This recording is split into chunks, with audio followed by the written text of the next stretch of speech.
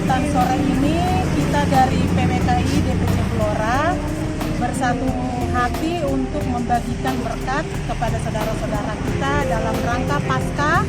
Tapi berketepatan Paskah itu di bulan puasa, maka kita ibu-ibu membuka hati kita masing-masing untuk berbagi kepada saudara-saudara kita di sore hari ini melalui takjil sederhana.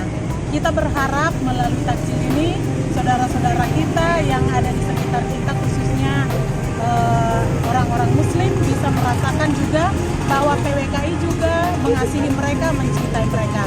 Dan biarlah melalui pelayanan kecil ini kasih Kristus boleh terpancar di mana saja, dan PWKI boleh dikenal melalui pelayanan-pelayanan sederhana, namun boleh menjadi berkat bagi setiap orang. Jumlahnya ada berapa?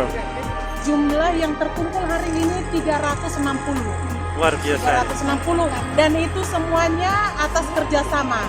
Jadi masing-masing ibu-ibu langsung dari saya sekian, dari saya sekian, dari saya sekian, dan koordinasinya hanya kurang lebih dalam 1 minggu aja semuanya bisa terjadi, dan hari ini bisa terjadi oleh karena kebaikan hatinya ibu-ibu dan juga kebaikan kita.